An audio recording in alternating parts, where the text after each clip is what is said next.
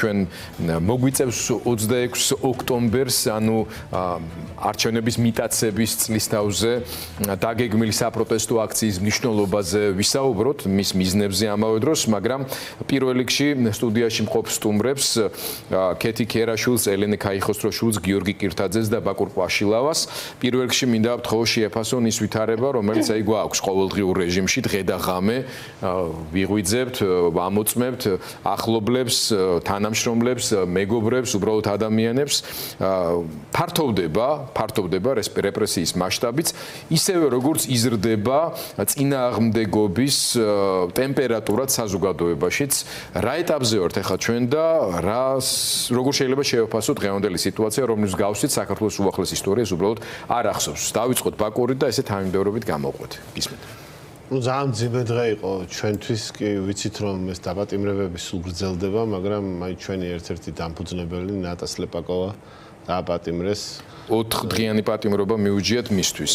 რა ვიცით, თენგო კირთაძეს, დანი მაღრაძეს და ნინო ლაღიძეს გამორჩეულად შემართულ ქალბატონს 5 დღიანი პატიმრობა გამოუტანა მოსამართლემ გადაწყვეტილება. რაც თავარი, აი ჩვენ ნახეთ რაც იყო ტიპიური ის ვიდეო დაპატიმრების, ხო, როდესაც ეკითხებიან აი ამ ეკიპაჟს, რომლებიც მოვიდნენ ყოველგვარი ამოსაცნობი ნიშნების გარეშე. რა მუხლით ხდება დაპატიმრება, სად ხდება გადაყვანა, რატო ხდება საერთოდ ამ ადამიანის დაკავება და არანაირი პასუხი, ეს ცინიკური სახეები და უსიტყვოდ, ასე ვთქვათ, ამ ადამიანის წაყვანა, ხო? აი ეს არის რაც მიუთითებს იმაზე, რომ ეს არის რეჟიმი, რომელიც მთლიანად ჩამოცილდა ხალხს და იმას, რაც ხალხს სურს. აი ხა 26 ოქტომბერს იქნება 1 წელი მას შემდეგ, რაც ეს არჩევნები მოიპარეს, ხო? ახლა საუბრობ გარკვეული სევდით, იმიტომ რომ ეს 1 წელი გვაქვს ისეთი წელი, როდესაც მთელმა ერმა დავკარგეთ ყველაფრის ხალისი. მარტო იმ ხალხმა კი არა, რომელიც ვაპროტესტებთ, აბსოლუტურად ყველამ. როგორიც იქნება, არ ვიცი, დაბადების დღე იქნება ეს თუ თქვათ ფეხბურთზე ჩვენი გუნდის გულშემატკივრობა, იქნება ეს სხვა სახეობა თუ რა. აი ყველაფერი გახდა მეორე ხარისხოვანი გარდა, ასე ვთქვათ, აი იმ ბრძოლის, რომელშიც ყველანი ვართ ჩართული და რომელიც მიგვაჩნია, რომ მიუხედავად იმისა, რომ ბევრი შეიძლება ვერ ახერხებდეს რუსთაველზე გამოსვლას, ხო, იმ მასშტაბით, როგორც ხდებოდა თუნდაც 1 წლის წინ, ეს პროტესტი, ეს ბრაზი, ეს გულისწყეტა, რომელიც გვაქვს, არის მანდ. და შედეგიც სახეზეა, რომ ქვეყანა ნამდვილად უკან და უკან იხევს, ეს მთავრობა ხდება აბსოლუტურად გაუცხოებული, აი მარტო იმადგან კი არა, ვინც, ასე ვთქვათ, მის წინააღმდეგი იყო ყოველთვის და ხედავდა, რომ რეალურად ესენი არასწორი გზით მიდიან.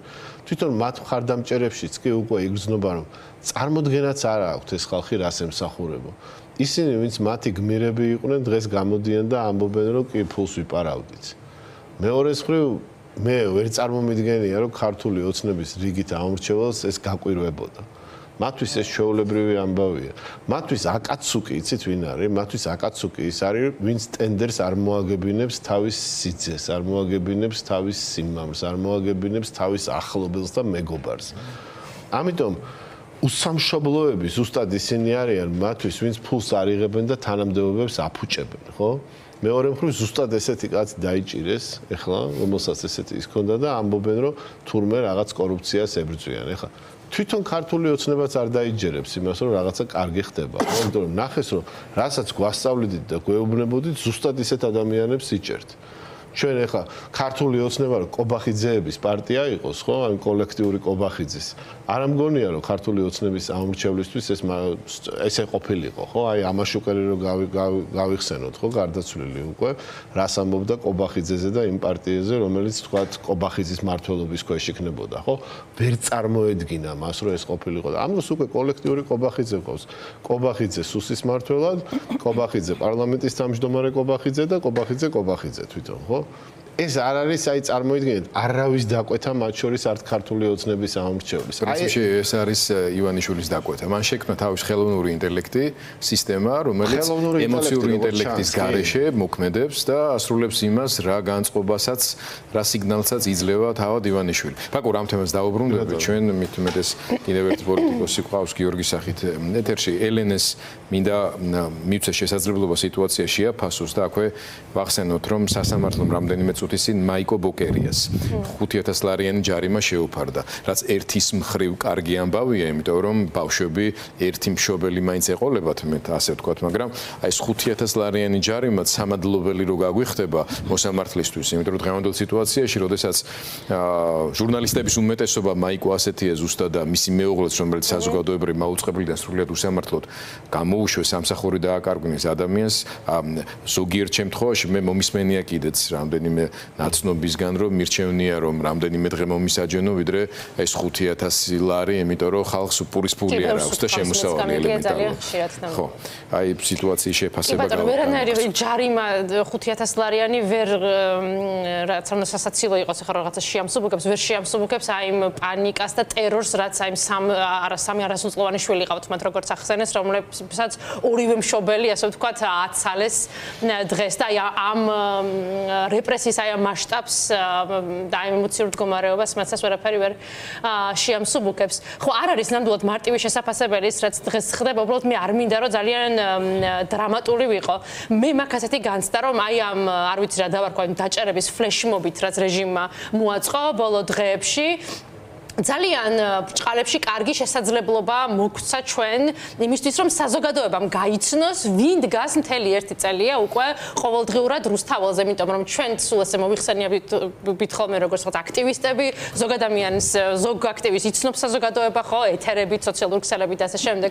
ზოგი საერთოდ არსად არ ჩნდება, უბრალოდ ყოველ საღამოს გამოდის იქ და ეხლა გვაქვს ძალიან კარგი შესაძლებლობა რომ გავიცნოთ ისინი ვინ არიან, ხო, და მაგალითად წიგნების თან რომ გაგვაცნო 4 მათი ინტელექტუალური თამაშის, ასე ვთქვათ, ძალიან წარჩინებული მონაწილეა დაკავებული. ყველა ადამიანი, ესე ნიკოლოზ შურღაია, მაგალითად, ნინო ლაღიძე, წარმატებული ადამიანები თავიანთ სფეროებში, პროფესიონალები, რომლებიც ძალიან გვეამაყება მთელ პროტესტს, რომ ისინი არიან ჩვენ გვერდით და მთელი ქვეყნისთვის ძალიან საამაყო ადამიანები არიან. ხო, ბატონი ვაჟა გაფრინდაშვილი დაიჭირეს საშინელი ფორმით რამდენიმე დღის წინ და იჭერენ ისეთ ადამიანებს, რომლებიც აი ბატონი ვაჟა მაგალითად სულ რამდენიმე წლის წინ იყო, ხო, რომ თელმა საზოგადოებამ აღიქვა და აღიარა მათ შორის ქართული ოცნების წარმომადგენლებს და იმედის ჟურნალისტების რაღაც ვიდეო გაზიარდა დღეს მაგალითად სოციალურ ქსელში, როგორ ითხოვდნენ მის თავისუფლებას, როგორ აღიარეს ის გმირად, ხო, კახი კალაძის კომენტარიც გაიხსენეს მედია საშუალებებმა და ესეც შეგვხვდა და მე ვფიქრობ, რომ ძალიან მნიშვნელოვანია, რომ ამადა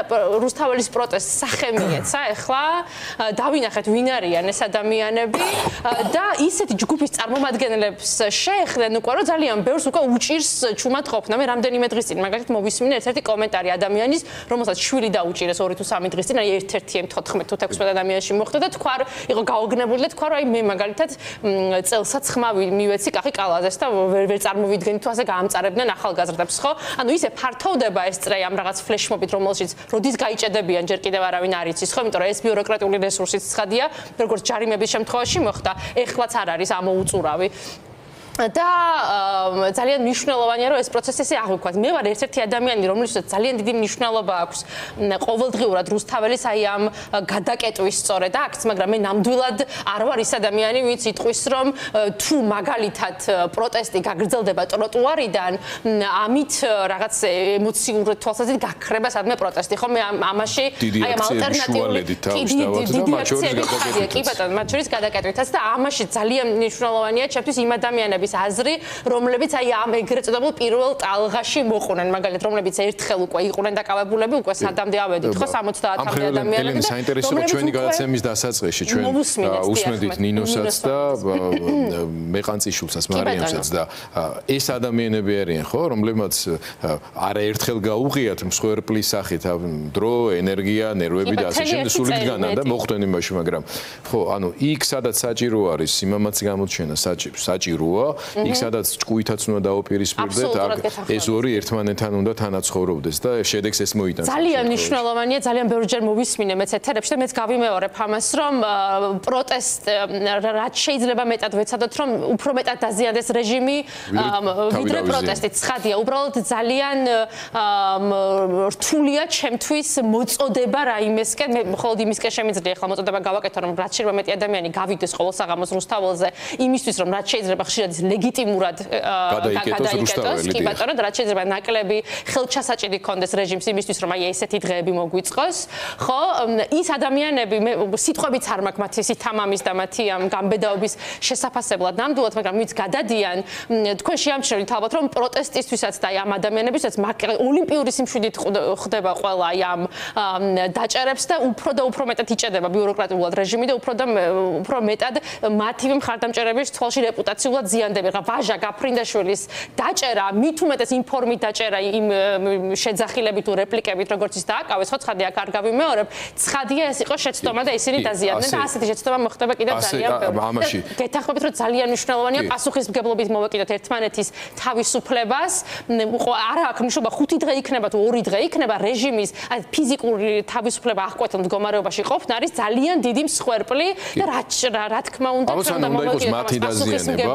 ამ ტალღამ და ამ ტალღაზე რეაგირებამ თავის საკითხი ძალიან მნიშვნელოვანი გააკეთა. თითოეული ამ ადამიანის მიმართ მადლობასთან ერთად აღფრთოვანება შეგვიძლია თამამად გამოთქვა, გვერიდება ხოლმე ზოგი ჩვენი ახლობელია, მეგობარია, უცნობი ადამიანები, რომელსაც ყველას აი საქართველოს უახლეს ისტორიაში ამ ადამიანების სახელები და გვარები ჩაიწერება აუცილებლად გამორჩეულად, იმიტომ რომ მართლა ამ ბრძოლის ეტაპზე თავიანთი სიმამაცის, თავდადების, სოლიდარობის მაგალითს აჩვენებენ და ამის გაგრძელებაა ზუსტად ის, რომ შედეგი მოვიტანოთ ჩვენ ერთმანეთის გვერდზე დგომით და დავაზიანოთ პირიქით რეჟიმი, რომელიც არღვევს ყველა დემოკრატიულ წესს. ელენემ ამასთან დაკავშირებით აზრი მაინტერესებს იმ ადამიანებს, ვინც უკვე არიან ამ ერთწლიანი დაპატიმრების წინაშე. ელენეს აზრი მინდა გავაგრძელო და შემდეგი კითხვა კეთის დაუსვა, რომ სწორი შემჩნევა იმ ხრივ, რომ საზოგადოების სხვადასხვა ფენებისთვის უფრო მეტად, ანუ არის რაღაცა ნაწილი საზოგადოების, რომელიც ინფორმაციულ თვითიზოლირებას ახდენს ემოციური თვითიზოლირებისთვისაც, იმიტომ რომ ეს ყველაფერი რომ ზუსტად გაიაზროთ ხდება ჩვენს თავს, ნუ შეიძლება უბრალოდ რაღაცა მართლა კეტი აიღო ხელში და გავარდე ქუჩაში. ხო? ამიტომ მე მესმის ნაწილობრივ ამ ადამიანების, იმათი არ მესმის, რომელსაც უბრალოდ კომფორტის ზონიდან არ უნდა არანაირად გამოსვლა, თავს იკატუნებს, თითქოს არაფერი არ ხდება, თითქოს რუსეთი არ ხვდები, თითქოს მართლა კრასნოდარი კი არა, უარესი არ ხვდები ზოგიერთ შემთხვევაში და ასე შემდეგ. მაგრამ ეს არის ის სიტუაცია, როდესაც ვერავინ ვერ თვითიზოლირდა, ნაჭუჭი ვეღარ იკეტება, იმიტომ რომ ცნობილი ქართველი ფინანსისტი, ერთ-ერთი გამორჩეულად წარმატებული ბანკერი, ხო? ნიკა შურღაი ახსენა, რომელიც ფოთში ყავდა ხა წაყვანილი, ზუსტად იმის გამო, რომ ინფრასტრუქტურა არ წვდება ამ რაღაცას. აი, ნიკას რო დაიჭერენ და ორი კვირით რო იგაუშვებენ.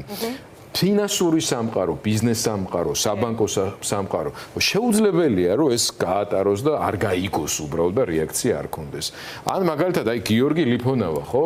გასაგებია, რომ ეს სუბიექტური ვარ და ძალიან ღელავთ, იმიტომ რომ მათ შორის არის რაღაც გარკვეული დეტალები, რომელიც ახლა ეთერში თქმის აუცილებლობა ამის არ არსებობს, მაგრამ ყველა ადამიანს ეხლა ჭირდება ყურადღება და ნორმალური პირობების შექმნა, იმიტომ რომ გიორგი შეეძლო რაღაცა პერიოდი, რაღაც მიზეზების გამო თავი შეეკავებინა ასეთი აქტიურობისთვის, მაგრამ არა, ის დადგა იქ, სადაც ყოველთვის იდგა ხოლმე და მაგრამ გიორგიზე ნიჭიერი ღმერთმაქნას ბევრი ნიჭიერი რეჟისორი ყავს, კაცო, საქართველოს ამით გვაქვს ნამდვილად საამაყო, მაგრამ რა ვიცი, ჩემი ცოლის დაქალებით დაწყებული და არაერთი ძალიან კარგი ფილმის რეჟისორით გაგრძელებული, შეუძლებელია, რომ აი შემოქმედებითი ეს ნაწილი ამაზე რეაგირება არ ქონდეს. შეუძლებელი არც მინდა რომ ეს დავიჯერო, რომ ესე მოხდეს, იმიტომ რომ ისინი ამ შემთხვევაში თავიანთ მორალურ ზნეობრივ პროფესიულ სახესაც კარგავენ, უბრალოდ როგორ უნდა შეხედონ თვალებში ამ ადამიანებს. ეს ჩამონათვალი შეიძლება გავაგრძელოთ. საუკეთესო ექიმები, მწერლები, მთარგმნელები,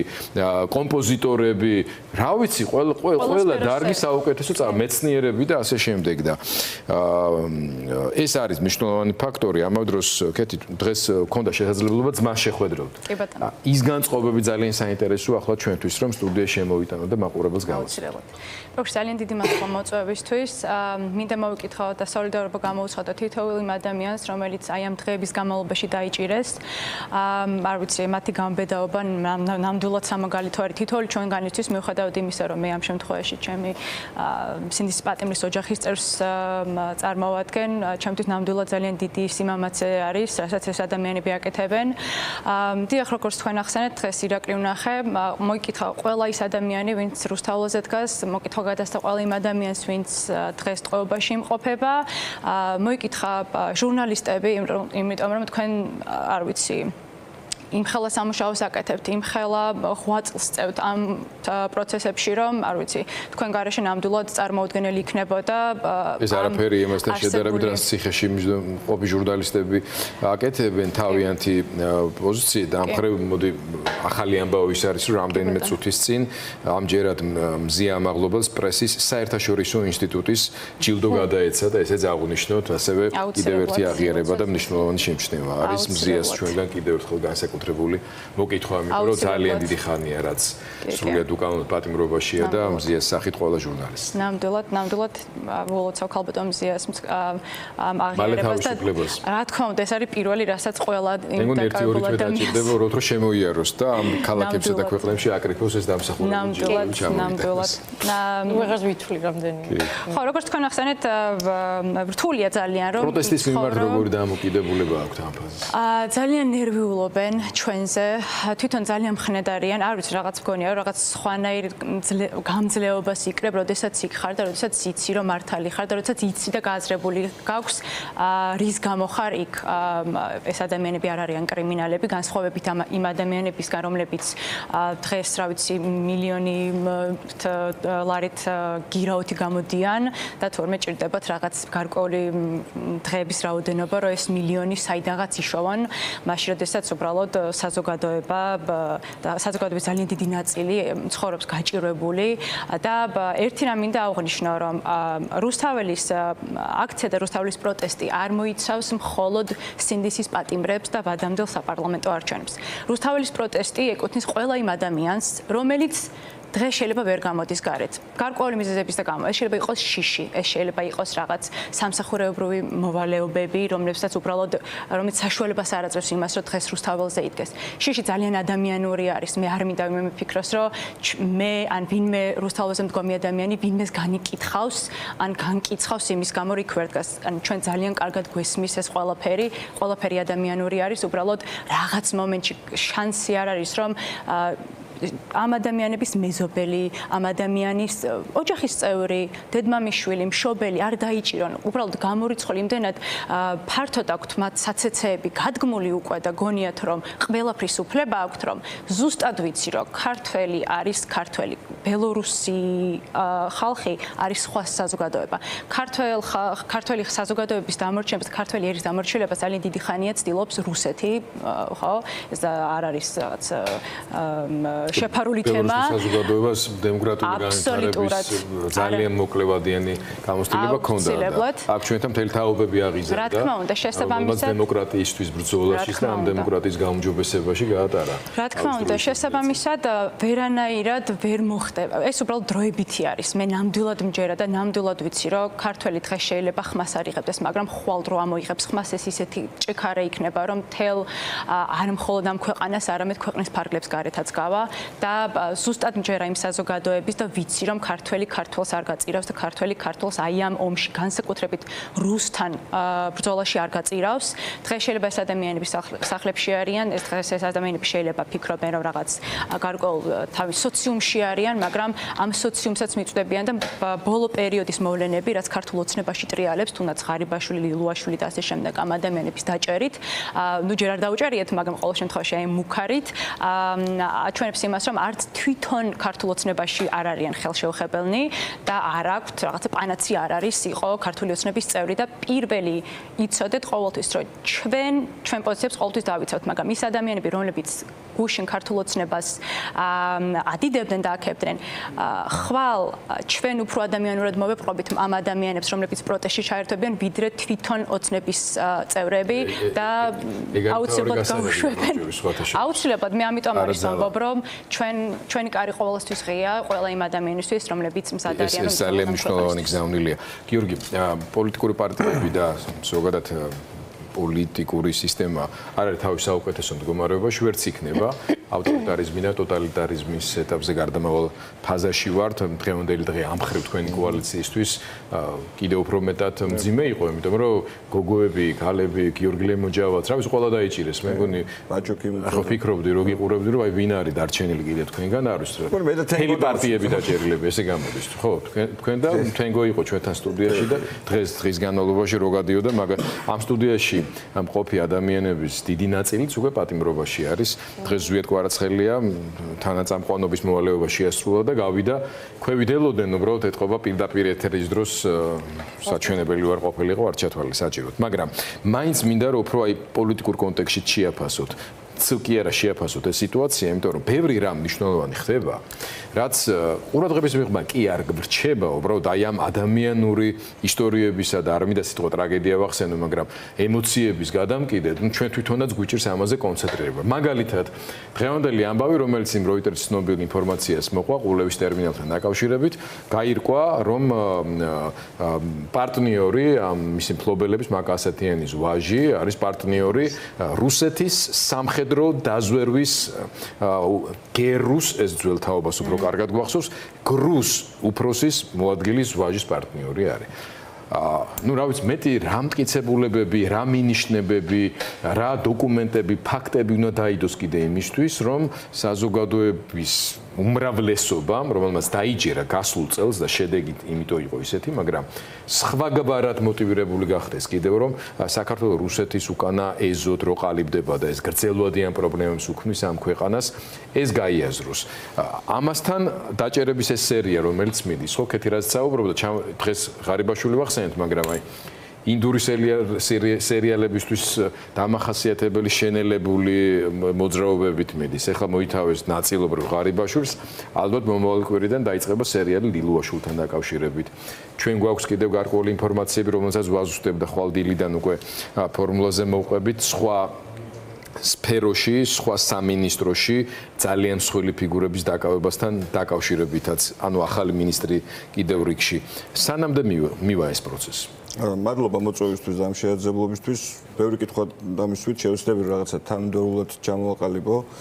ჩემი აზრით აქ საუბარი იყო იმაზე, რომ ქართველი კაცი არ შეეგუება იმას, რაშიც ცხოვრობს და მართლა ეგრეა, ხო? საქართველოს ისტორია თავისუფლებისთვის ბრძოლის ისტორიაა, თავისუფლებისა და დემოკრატიისთვის ბრძოლის ისტორიაა და ბევრად უფრო მძიმე ამბებისთვის გაუძლია ჩვენს წინაპრებს. ამიტომ საერთოდ რო გაჩერდეს რუსთაველის გამზირის ყველა პარტია დაიხუროს, რა ვიცი, ტელევიზიებიც დაიხუროს, ბიძინა ივანიშვილი და რუსეთი ამ ომს საქართველოში აუცილებლად მაინც წააგებს. საკრებად შედარება იყო, მათ შორის შედარებაზე იყო საუბარი ბელორუსიასთან, ხო? ღრმაპატივის ცემის ბელორუსი ხალხისადმი. ბოლო-ბოლო მათთვის რუსეთი ერთგვარად ბიძაშვილიც კი შეიძლება გამოვიდეს და ჩვენთვის მტერია. საერთოდ სხვადასხვა ამბავში ვართ ჩვენ და ამიტომ არის წარმოუდგენელი რუსეთის რაღაცა იმპერიალისტური მიდგომების გამარჯვება საქართველოში მოხდეს ქართველი ხალხის ხელით იმ თანამედროვე სამყაროში, სადაც ჩვენ დღეს ვცხოვრობთ. მაშინ მათ პირდაპირ მართლა 37 წელი უნდა მოაწყონ და ყველა ეს ადამიანი, ვინც ხმას იღებს, ვისაც დღეს იჭერდნენ, პირდაპირ მნიშვნელობით კადრთა უნდა მიაყენონ და დახრიტონ ან ციმბირში გადაასახლონ და ისინი ამას ვერ იზამენ. თუმცა მე მჯერა რომ არც ისე დიდი დრო დასჭირდება იმას, როგორც 37-38 წლების ისტორია ისწავლება დღეს საქართველოს სახელმწიფოებში. ესე შევა 2024-25 წლების ისტორია და ამ ადამიანების შვილიშვილებს და შესაძლოა შვილებსაც კი მოუწიოთ ისტორიის სახელმწიფოებიდან ამოვლენების იმგვარი შეფასება, რომელსაც უკვე ნორმალური ქართული ევროპული სახელმწიფო გააკეთებს და ძალიან დიდ უხერხულობაში აღმოჩნდებიან ჩემი აზრით. მე მართლა მჯერა, რომ წარმოუდგენელია წერს საქართველოში ბიძინა ივანიშვილმა და რა ვიცი პუტინმა რუსეთს დაარქვას მოყვარე და იმ ცივილიზებულ სამყაროს, რომელიც დამოუკიდებლობის მოპოვების დღიდან რა ვიცი, მართლა პირდაპირ მნიშვნელობით ჩიმშილს გადაგვარჩინა და ყველა ფეხის ნაბიჯზე გვეხმარებოდა, კულტურული მემკვიდრეობა იქნებოდა, ეს ჯანდაცვა იქნებოდა, განათლება, დემოკრატიის განვითარება, ეკონომიკის, სოფლის მეურნეობის თუ სხვა ყველაფერში, იმათ დაარქვას მტერი და ეს ქართულ საზოგადოებაში ჩვეულებრივად გაიყიდოს. ეხლა გოგა ხაინდრავას ალბათ 37 წელს რო ყოფილიყო იმასაკის რასაკისაც დღეს არის, იქნებოდა იმ ხალხის რიგში, ვინც ხალხს პირდაპირ ხურეთ და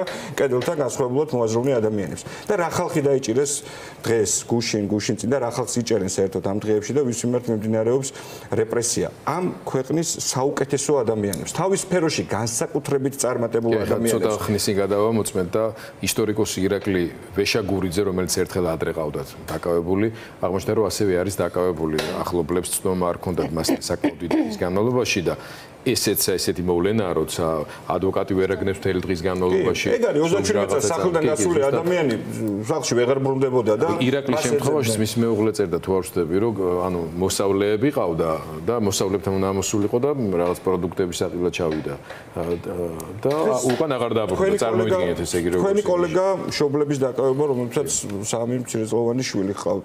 ბავშვთან ერთად გასული ახალგაზრდა კაცი ბაღში მიყავდათ სკოლაში ბავშვი დააკავეს, მაგრამ ბავშვებისთან დასწრებით დაკავებები მაინც რაღაც განსაკუთრებით. ყველაზე უფრო სიმბოლური დღევანდელ დღეს ალბათ იყო ნათია ლეთოდიანის დაკავება.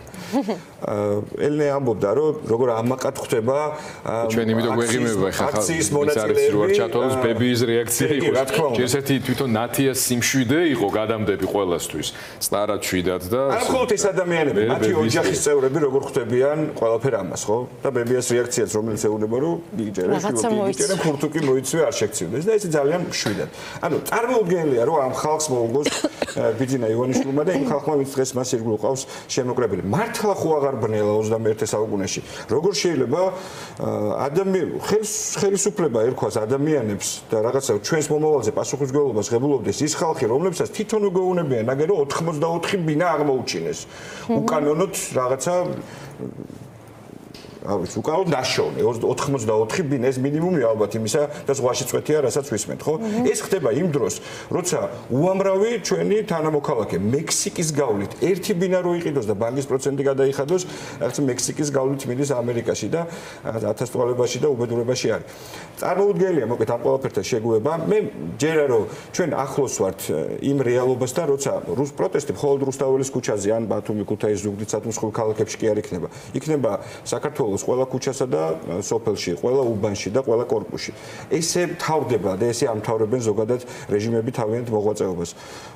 მე ბათუმიდან ვარ და მახსოვს ის პერიოდი, როცა ეს ყველაფერი უკვე იგრძნობოდა და ხელშესაყრები იყო, როგორ მთავრდებოდა მაშინ იქ ასლანაბაშიძის ამბავი, ხო, როცა ყველგან უკვე იგრძნობოდა, რომ ხალხს უკვე მობეძდა ყელში ქონდა და დრო იყო ცვლილებების. ესე მოხდა 2003 წელს, მათ შორის თბილისში, ხო, შევარდნაძის ხელისუფლებიდან ჩამოშორების დროსაც. ამიტომ მგონია, რომ ჩვენ თანმიმდევრულად სწორად ქართული საზოგადოება მიდის ამ ნაბიჯისკენ, როცა მთელი ქვეყანა ერთად შეკრული ვარს ერტყვის რუსულ რეჟიმს და ეს ქვეყანა გააგრძელებს ნორმალურ ცხოვრებას, ან დაიწყებს კიდევ უფრო უკეთეს და ახალ ცხოვრებას. ერთი რამ მინდა თქვა და დავასრულებ, თუ არ ვწდებ შეიძლება შემეშალოს, მაგრამ ნიუტონ ჰეიგი იყო საქართველოს ეროვნული ნაკრების მწვრთნელი რაგბში, მას ჰქონდა საქართველოს რაგბის ნაკრები შედარებული ამ ქვეყანასთან და უბრალოდ ამ ჩვენი ქვეყნის ისტორიასთან. როცა ყველაზე მეტად გვიჭირს, მაშინა ვართ ყველაზე ძლიერები, ამას გვასწავლის ქართული ისტორიაო და რაგბშიც ესეა, საკუთარ 20-ში ერთ-ერთი ყველაზე ძლიერია ჩვენ ნაკრები. არ ვიცი, მე მგონია რომ უკვე ძალიან გვიჭირს.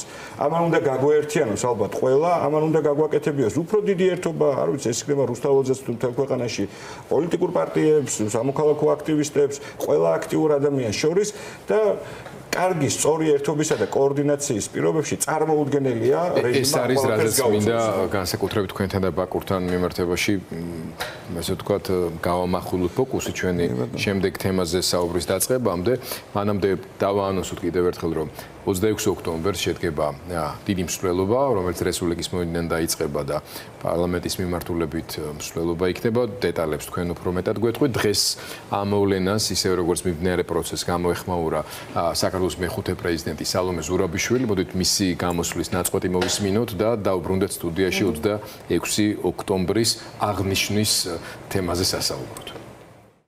ჩვენ დღეს ვართ მოწმე მისი კლასიკური ფორმით თუ რა ხდება, როცა რეჟიმი ვერაფერს ვერ აღწევს და როცა მისი დასრულების ჟამი იწყება. შიგნით არის სრული უნდობლობა ერთმანეთის მიმართ. ჩვენგან საჭირო არის გამძლეობა ამ რეპრესიების ფონზე, სოლიდარობა კიდევ მეტი, რაც არის ჩვენი ნამდვილად ყველაზე დიდი თვისება და ამას ვაჩვენებთ ყოველდღიურად. 26 ოქტომბერი დადგება და იქ ჩვენ ყველანი ვიქნებით ერთად, იმიტომ რომ კიდევ ერთხელ გამოვხატოთ, რომ პროტესტი არ ქრება, რომ სოლიდარობა არ ქრება და საქართველო ბუდმივია. ეს იყო სალომე ზურაბიშვილი 26 ოქტომბერი მართლაც მნიშვნელოვანი დღეა ჩვენს უახლეს ისტორიაში. სახელმწიფო გადატრიალება პრინციპში დაიწყო კონსტიტუციური გადატრიალება ამ დღეს. და შეგვიძლია ვთქვათ რომ ამ ერთი წლის განმავლობაში ისე დეგრადირდა სისტემა და გადატრიალებამ შეიძინა ისეთი სახე, როდესაც ახლა უკვე სრულყოფილი ავტორიტარიზმის ფაზაში გადავედით და მათ შორის ქვეყნის საგარეო პოლიტიკური ორიენტაციის შემოტრიალების კუთხითაც ძალიან თვალსაჩინოდ ნეგატიური ვითარებაა. მაგრამ ამ ყველაფრის გათვალისწინებით რას ეტყოდით დამატებით კიდევ საზოგადოების იმ ნაწილს, რომელიც მათ შორის 4 ოქტომბერსაც აქტიურად გამოვიდა ქუჩაში, ბანამდეც გამოდიოდა ყოველთვის, როცა საჭირო იყო, ამ 26 ოქტომბერს ამ მსვლელობაზე მოსვლას რა მნიშვნელობა აქვს? ხო პირველ რიგში ვეტყოდი იმას, რომ გავითვალისწინოთ ის, რომ ჩვენ საქმე გვაქვს არა მარტო ისეთ ხელისუფლებასთან, რომელიც საკუთარი ხალხის წინააღმდეგ წავიდა, იმიტომ რომ ესეთი ხელისუფლებები ყოლია რა. მაგრამ ამავე დროს საქმე გვაქვს ისეთ ხელისუფლებასთან, რომელიც გვარცხვენს აი თელ სამყაროში, რასაც ქვია ცივილიზებულ სამყაროში და ისეთ ნაბიჯებს დგამს, რომ საქართველო აი თანდათან უახლოვდება, იცით როგორ ქვეყნებს, როგორიც არის თალიბანის ავღანეთი, ოღონდ რა გაგებით. აი წარმოიდგინეთ, რომ ადამიანი, რომელსაც იურიდიული განათლება მიღებული აქვს დასავლეთში, კონკრეტულად გერმანიაში, თulis რომ დიპლომატიური იმუნიტეტის მქონე ფინეთის საგარეო საქმეთა მინისტრი შეუძლია დააჯარიმოს 5000 ლარით. და მე ეცებს რაღაც მაგალითს. კი, ჩემი მინიც რო შვეიცარიაში სწავლობდა, იცი შენე გამბავი. კი, გასასწავლობდა, მაგას არ აქვს გადამწყვეტი მნიშვნელობა. მაგას თითქოს გადამწყვეტი მნიშვნელობა არ აქვს, მაგრამ ელემენტარული, აი როგორი რაღაცაა, იცით რომ სისხლის სამართლის დანაშაული რო ჩაიდინოს ელჩმა ერთადერთი, რასაც ამ დროს სახელმწიფო აკეთებს, ეს არის რომ თხოვოს რომ გაიწვიოს ეს ელჩი და საუკეთესო შემთხვევაში იქ გაასამართლონ.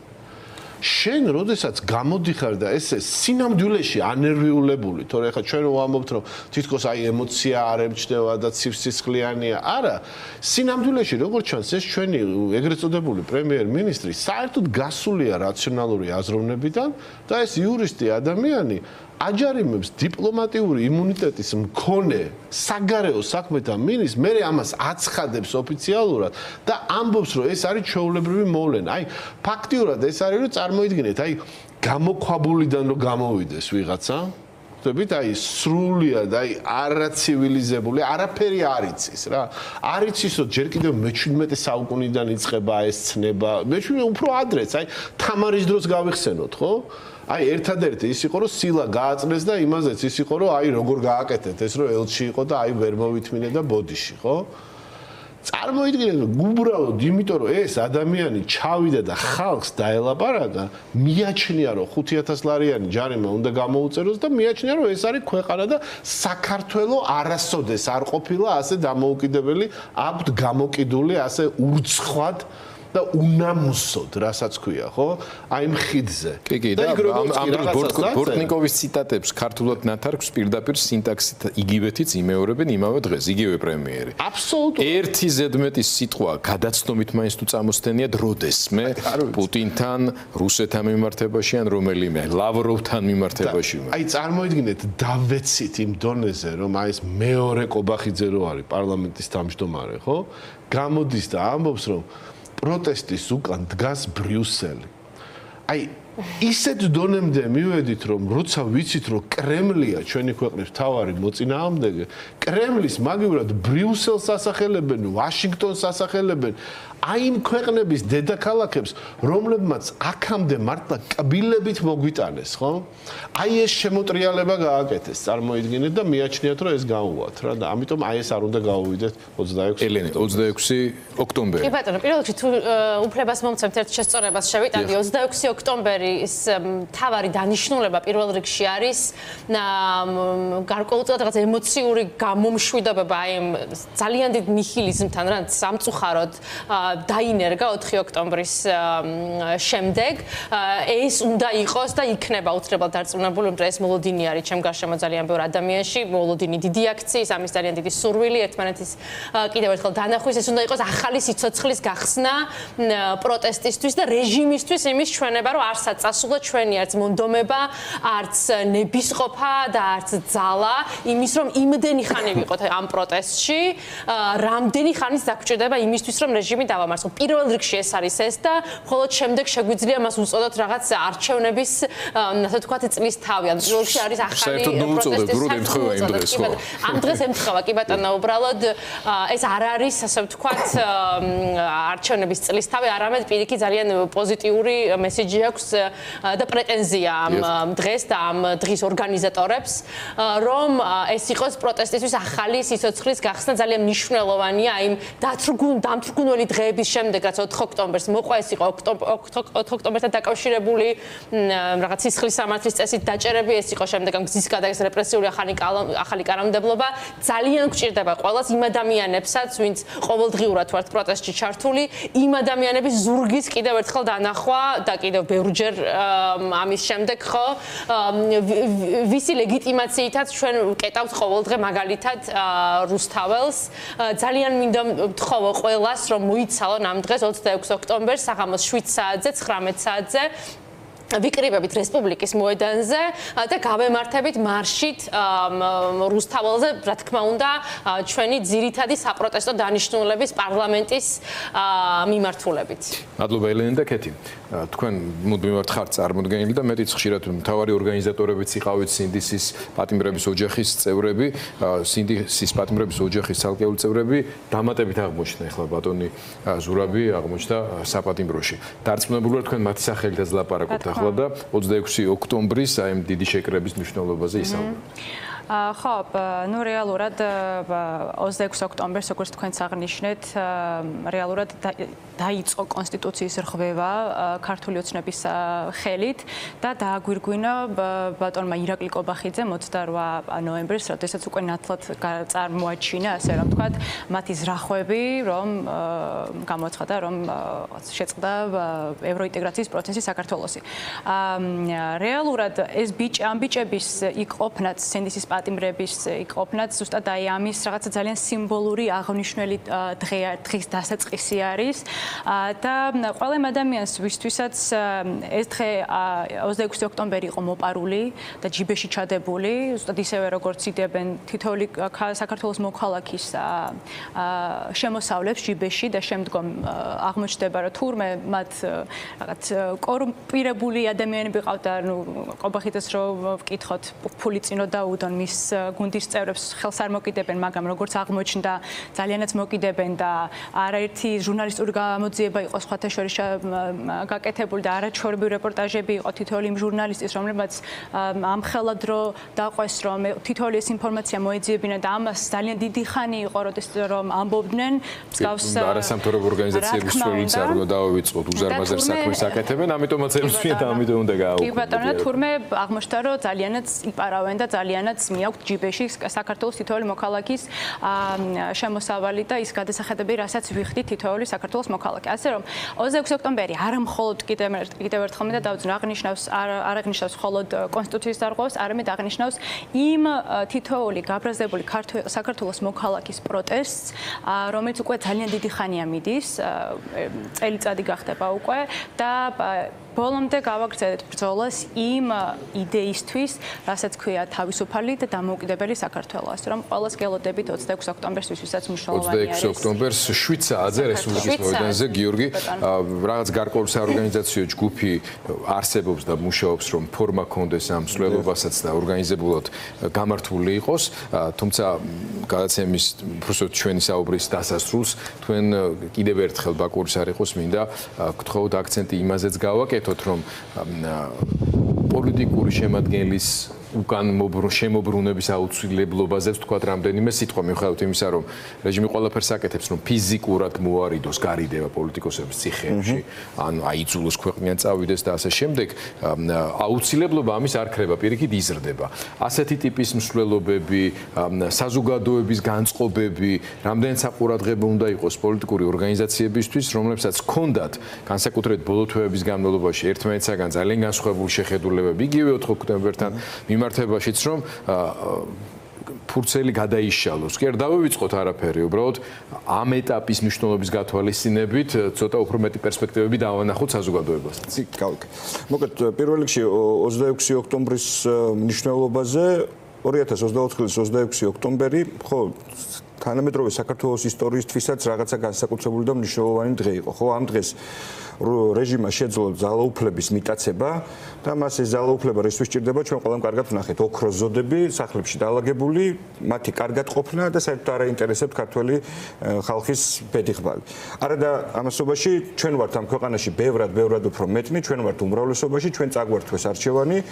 ეს არ არის დემოკრატია, ეს არის, რა ვიცი, უბედურება და უკან დაბრუნება და რა თქმა უნდა, ამისთვის არის ის ბრძოლა, რაც უკვე 1 წელია ქვეყანაში მინარევს. სწორედ 26 ოქტომბრის შედეგების მიტაცება მისცა საშუალება ივანიშვილს გამოეგორებინა ყობახიძე და ესაუბრა ის, რაც მან ისაუბრა ამ ქვეყნის საგარეო კურსის ცვლილებაზე და საერთოდ მომავლის ცვლილებაზე ზოგადად, ხო? ჩვენი შვილების მომავალი ჩათვალა, რომ ისეთი არ უნდა იყოს, როგორც ჩვენ გვინდა რომ იყოს, უნდა იყოს რაღაცა რუსულ ჭაობში ჩაძერული.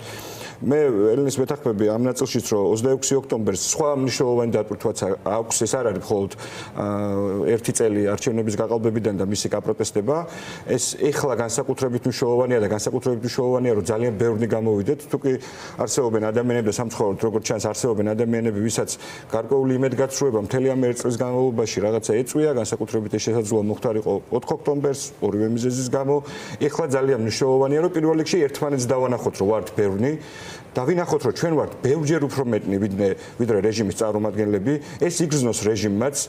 იმიტომ რომ თუ კი რამის ეშინია რეჟიმს, ეს არის ქუჩა და ეს ხო ჩანს ყველა ფეხის ნაბიჯზე მათ მიერ მიღებული ამ უკანონო გადაწყვეტილების შემდეგ. და ასევე ძალიან მნიშვნელოვანია, რომ თელმა მსოფლიომ კიდევ ერთხელ ნახოს, რომ ქართველი კაცი არ ეგუება უკანონობას და აქ არავინ აპირებს ბრძოლის შეწყვეტას.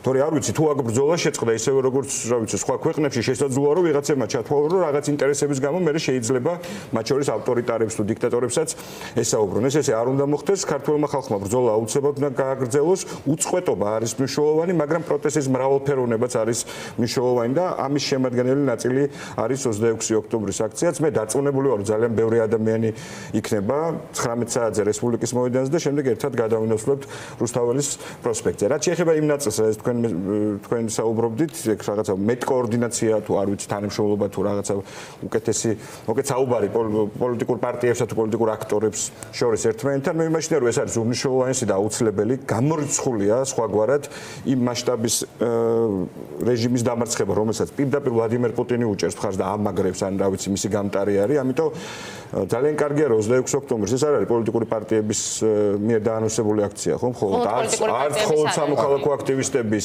არც მხოლოდ რაღაცა კონკრეტული ადამიანების, ვის რუსთაველის ქუჩაზე. ეს არის რაღაცა დიდი ჯგუფის, ეს არის მნიშვნელოვანი ამ ტიპის მე მგონია, რომ არც არავის ვარ დაანონსები და მაინც გამოვიდოდა ხალხი. კარგია, რომ ამას ფორმა მიეცა და ორგანიზაციული პასუხისმგებლობა აქვს. ამ ტიპის თანამშრომლობა ამ აქტორებს შორის ბოლო ბევრი თვის განმავლობაში საკმაოდ კარგად მიდის. მე იმედი მაქვს, რომ მომავალში კიდევ უფრო უკეთესად გაგრძელდება. ბევრ საინტერესო თემაზე ვსაუბრობთ ჩვენ, მათ შორის ყოველდღიური პროტესტის კიდევ უფრო მეტად გამრავალფეროვნებაზე და ასე შემდეგ. ასევე ვიტოვებ იმედს, რომ ის ხალხიც, ვინც ბოლო პერიოდში ჩათვალა, რომ რუსთაველის ქუჩას რაღაცა გადამწყვეტი მნიშვნელობა აღარა აქვს ივანიშვილის რეჟიმის წინააღმდეგ ბრძოლაში 26 ოქტომბრის შემდეგ და მისი მრავალრიცხოვნიდან გამომდინარეც, მიხვდება, რომ ეს ესე არ არის და კიდევ უფრო მეტად შემოერთება ქუჩის პროტესტს. მადლობა, გიორგი, მადლობა. ალბათონებო და ბატონებო, მადლობა ჩვენთან ერთად ყოფნისთვის 26-ში 7 საათზე რესპუბლიკის მოედანზე და იქიდან შემდეგ მსვლელობა უკვე ტრადიციულად რუსთაველზე პარლამენტის შენობასთან. დამშვიდობები მე ჩემს სტუმრებს.